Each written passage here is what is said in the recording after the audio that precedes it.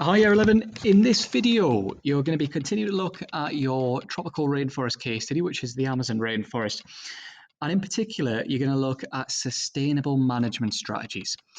Now, first of all, you want to consider the concept of sustainability. Now, it's something which you've looked at many times throughout your geography lessons. If something's sustainable, it means it meets the needs of people today without compromising the ability of future generations to meet their own needs. Now, you need to know about lots of different strategies which are used to protect and conserve the tropical rainforest, the Amazon in particular. For each solution, you might want to have your own opinions about how effective you think it's likely to be. Remember, if you're asked an 8-mark question about it, it's going to come with the command word of assess or evaluate. Now, we're going to look at around 4 or 5 different strategies which are used in the Amazon rainforest. We're going to start with the diagram on the top left of the board there, which is selective logging and replanting. Now, selective logging, it means not all trees are going to be cut down in the rainforest. Brazil is still going to want to exploit the Amazon rainforest. It's a valuable resource. So, for example, timber can be used to make lots of different products. It can be used as a pulp to make paper and paper products, or it can be used to make things like furniture. And that's going to be a valuable source of income for Brazil. The idea of selective logging is that loggers will only choose wood which is going to be highly valued, such as mahogany. The idea is that you don't cut down other trees around it. Okay, therefore, it's only the most valuable trees which are going to be cut down.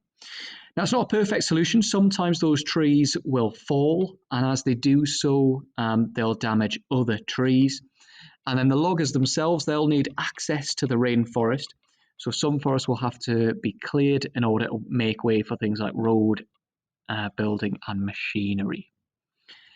Now, another example of sustainable management of the tropical rainforest is things like conservation and education. Now, conservation is all about protection, preservation, management, or restoration of tropical forests. Now, the idea of conservation in the Amazon is that certain areas of the Amazon are protected. So, for example, there's an Amazon Region Protected Areas Program, or ARPA. Now, the idea of that is that the WWF, they work with the Brazilian government to protect areas of the rainforest, which cover around 150 million acres. Now, areas which are protected, they are no longer going to be exploited. So, for example, no mining will take place there, no logging will take place there, or any other activities. Instead, the rainforest can be used for education, for scientific research, and also sustainable business, such as tourism. The picture on the top right of the slide, that leads us on to our third example of sustainable rainforest management, and it's ecotourism. Now, ecotourism means tourists are going to come to the rainforest. Again, that's going to be a valuable source of income for Brazil. The idea of ecotourism is that it seeks to protect the environment and the way of life of local people. Ecotourism tends to involve small numbers of people visiting an area, in this case, the Amazon rainforest. Now, that picture you can see there is a place called the Y10 Eco Lodge. Now, the Y10 Eco Lodge, it's on the Napo River, which is a tributary of the Amazon. It's actually located in Ecuador rather than Brazil, but it's still the Amazon rainforest. Now, it's a small-scale lodge which attracts tourists. Now, it's sustainable in lots of different ways. Okay, so for example, a lot of the people who work in the Y10 Eco Lodge, they are locals. Now, they're given jobs in things like the kitchens, the dining rooms, the gardens, and they help to look after the guests and their bedrooms. Local people are also employed as guests, so they will as guides, they'll show guests the forest environment and its creatures. They'll educate people on how local people live and how they use things like plants for medicines. They'll also take people to visit the natural environment in small groups, and it will cause as little harm as possible to the area and to local people. Now, because tourists are being educated, they're going to better understand the environment, the lives of local people. They're more likely to protect the tropical rainforest, whilst at the same time, countries like Brazil, like Ecuador, they're going to receive a valuable income. Our penultimate solution in terms of sustainable management is the one you can see at the bottom of the screen. It's an example of an international agreement about the use of tropical hardwoods.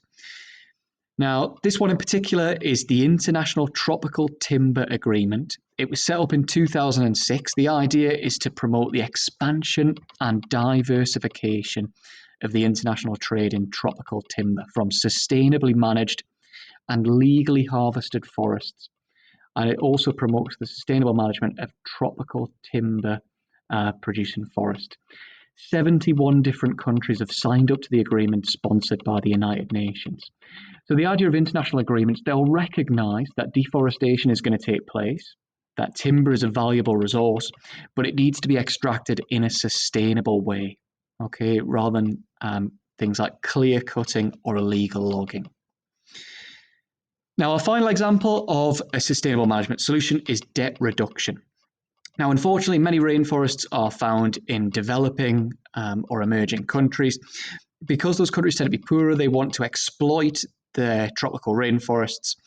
The idea of debt reduction is that countries can reduce their debt, so they can have some of their debts wiped out, even paid for by richer nations, in exchange for promising to protect and conserve parts of the natural environment. Now, this is going to have major positive global effects. It's going to protect the atmosphere because, for example, rainforests will remove carbon dioxide from the atmosphere and release oxygen. Now, the idea was first created in 1984 by the World Wildlife Fund. They came up with the idea of conservation swaps. The first one was launched in 1987.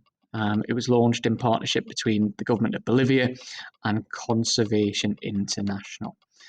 Now, lots of different countries are involved in debt reduction programs where their debts have been wiped out or reduced in exchange for protecting the natural environment.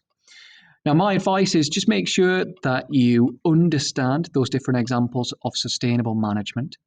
Make sure you have an opinion on which ones you feel are most effective. Remember, it's likely to be an evaluate or an assess question. And then make sure you can support your examples with case study specific knowledge. Thank you.